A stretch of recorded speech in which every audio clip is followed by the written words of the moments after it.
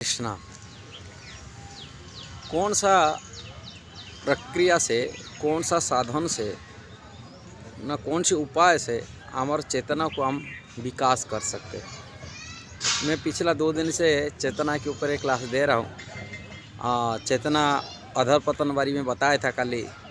और जो संसार की विषय भोग की हमको चेतना को अधपतित कर लेता है। किंतु संसार में देखा जाए तो सारी पतित जीव ही है, विषय भोग में फंसा हुआ, विशेषकर काम वासना से लिप्त है हर चीज़। इससे कैसे ये संसार की जो वासनाएं से, इच्छाओं से जो कलुषित कलमश रहित जो चेतना है वो कैसे शुद्धिकरण हो सकता है, पवित्र कैसा हो सकता है, कौन सा उपाय साधन करने से हमारे चेतना को हम विकासशील कर सकते, सर्वोत्तम चेतना स्तर को आ सकते हैं। ये वीडियो इसी पर चर्चा करने के लिए वीडियो बनाया रहा हूँ। सर्वोत्तम विकास की उपाय कलयुग के जो साधन है, शास्त्र में क्या क्या लिखा गया है और उसी के ऊपर मैं पूरी विशद रूप में इसको वर्णन करूँगा। शास्त्र में क्या लिखा है, लोग गलत रास्ता में जाते हैं जिससे उनमें भ्रमित रहते हैं और उनकी चेतना को विकास नहीं कर पाते।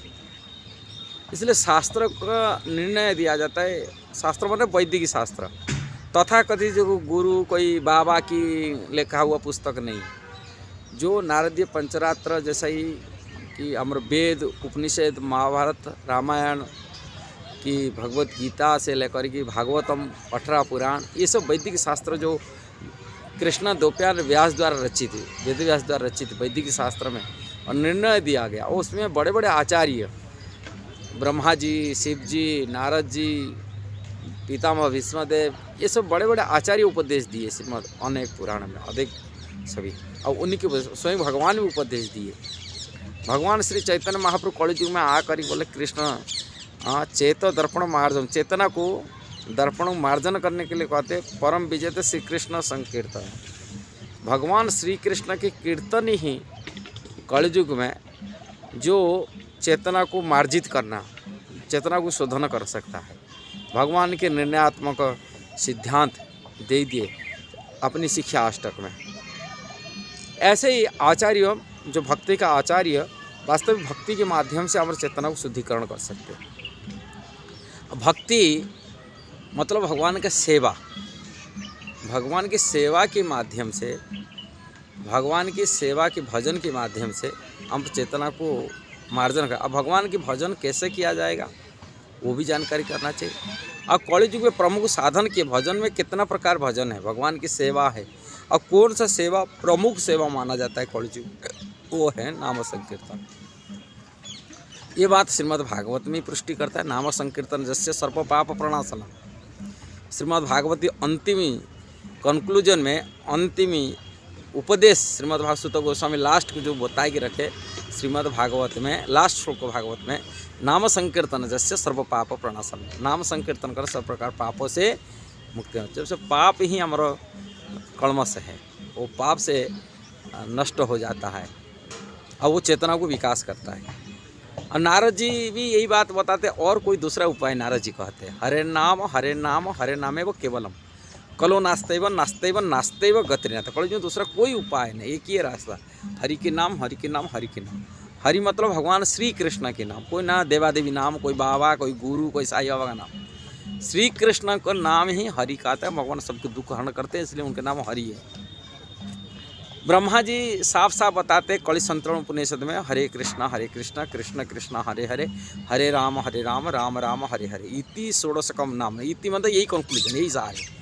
षोडशकम नाम नाम कलिकल्मष नाशम, यही 16 नाम जो कलियुग का कलमश को नाश करने वाले, यही अमर चेतना को शुद्धि करने वाले। नातर परतर उपाय, इससे भीतर दूसरा कोई उपाय नहीं। सर्व वेदेषु दृश्यते, सभी वेदों में देखा जाता है कि ब्रह्मा जी कहा रहे।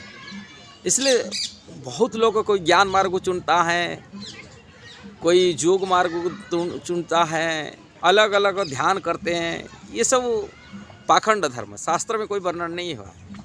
और जो लोग कर रहे हैं उनके जीवन में कोई सिद्धि प्राप्ति, माने चेतना को शुद्धि नहीं किए, उनकी चेतना अशुद्ध रहता है, अपवित्र रहता है। कारण मुख्य जो स्रोत हैं उसको पकड़ते नहीं, मुख्य रास्ता को नहीं पकड़ते। वो दूसरी रास्ता पकड़ के भटक जाते हैं, कारण गलत रास्ता पकड़े तो गलत भटकेंगे ना। इसीलिए उनकी चेतना अशुद्ध होने के नाते संसार की भोग वासना से इंद्रिय तृप्ति में वो लगी रहता है, चेतना शुद्धि नहीं होता, पवित्र नहीं हो पाता है, शुद्ध विचार नहीं होता है। आप देखिए कई संस्था हैं जो भगवान श्री कृष्ण परम आराध्य परम स्वामी सभी शास्त्र में लिखा गया, भगवान गीता में कहे है अहम सर्वस्व मत्त सर्व प्रवर्ते, मेरा से ही सारी संसार उत्पन्न हुआ, मैं ही सबको प्रणेता हूँ, मैं उद्गम मैं ही हूँ, मैं सबका स्रोत हूँ, मैं ही प्रभु हूँ। हाँ, कृष्ण ही परम ब्रह्म परम धाम पवित्र परम भगवान अर्जुन कहते भगवद गीता में, परम पवित्र वही कृष्ण ही परम प्रभु हैं।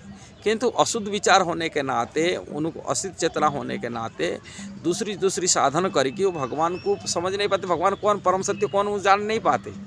मैं आपको उदाहरण की तरह हूँ, जैसे गायत्री सोसाइटी वाले के उदाहरण दे दो। गायत्री सोसाइटी फाउंडर है, उनको भगवद गीता पढ़ा नहीं, किंतु मुख्य स्रोत भगवान के नाम प्रति रुचि नहीं रखे, वो लोग गायत्री ऊपर नाम रुचि रखे, जिसी कारण से वो हवन करते रहते, किंतु उनकी बुद्धि सुधरता नहीं, वो भगवान परम सत्य को आराधना नहीं करे, परम लक्ष्य नहीं प्राप्ति बने। दूसरे रविशंकर, श्री रविशंकर जो कहते हैं, उन सोसाइटी बनी इतनी बड़ी लाखों करोड़ की फॉलोअर हैं, किंतु भगवान के नाम प्रति रुचि नहीं है, जिसी कारण से उनको अशुद्ध विचार रहता है। अशुद्ध विचार मतलब वो भगवान कृष्ण से भक्ति नहीं कर पाते, परम शक्ति परम स्वामी परम प्रभु परम सत्य कृष्ण को नहीं मान रहे, वो निराकार ब्रह्म को उपासना कर रहे। ऐसे अनेक है संस्थाएं खोले, संस्थापक आचार्य हुए, बड़े बड़े फाउंडर आचार्य हुए, बड़े बड़े लाखों करोड़ फॉलोअर बनाया, किंतु परम सत्य को अनुभूति नहीं हो पाता। ये परम सत्य परम ब्रह्म है, वो कृष्ण विचार उनके मन में नहीं लगता है।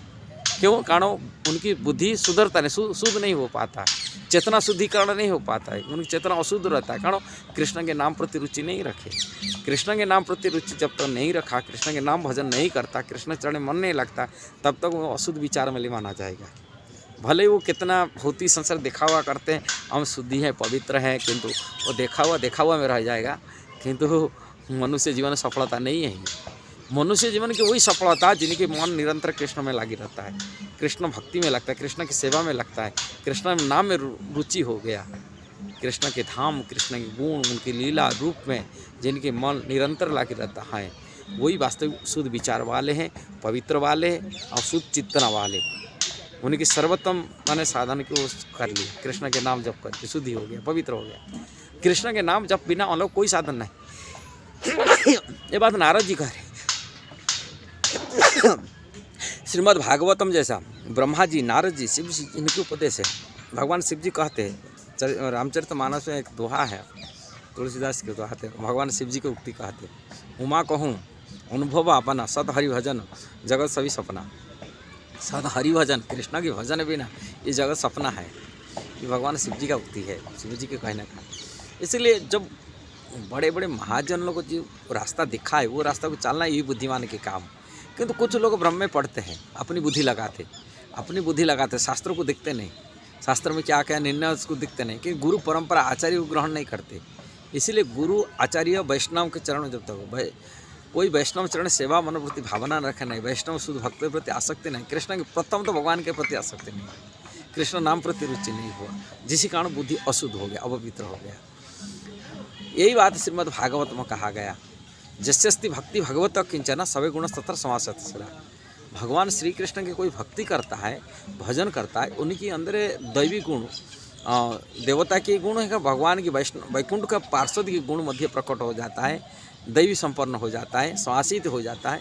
किंतु हरा अभक्त से कुतम भक्त गुण, भगवान हरिभक्ति नहीं है, किंतु दुनिया के कितना महत्व गुण अर्जन करे, कितना बड़े बड़े डिग्री लगे, भौतिक डिग्री लगे, किंतु मन रथन असत्य धावत भाई, मन रथन मानसिक कल्पना द्वारा असत्य रास्ता को, अपवित्र रास्ता को ग्रहण कर लेता है। वही संसारी भोग, विषय वासना, पूजा प्रतिष्ठा, मान सम्मान, बस ये संसार को ही मान लेता, परम सत्य मान लेता उनके लिए।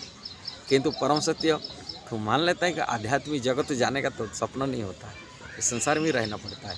ये निराकरण विशेष ब्रह्म वाले, ज्योति उपासना करने वाले प्रपाद कहा करते, ये लोग को निराकरण रुचि पुण्य बाद में लेकर अंतिम में कुछ नहीं मिलता, पुण्य बाद में संसार में आकर क्या करते हैं, वो मानव सेवा ही परम धर्म में मानते, परम मानव सेवा, मनुष्य सेवा, यही समाज की कल्याणकारी कार्य हिसाब से वो कार्य करते, यही करते। किंतु वो आध्यात्मिक क्षेत्र में उनको ज्ञान माने अधपतन हो जाता है, आध्यात्मिक अधपतन, आध्यात्मिक क्षेत्र प्रगति नहीं कर पाते, आत्मकल्याण नहीं कर पाते। किंतु आत्मकल्याण वही कर पाता है जो भगवान श्री कृष्ण की भक्ति करता है। और भक्ति कलि युग में भगवान के नाम उच्चारण करता है। भगवान हरे कृष्ण कृष्ण कृष्ण हरे हरे, हरे राम राम राम हरे हरे, ये महामंत्र उच्चारण करता है। ये सिद्धांत की बात है, शास्त्र की बात है। यदि आपको सही लगा जरूर उसको शेयर करना, सब्सक्राइब करना, लाइक कमेंट करना। हरे कृष्ण।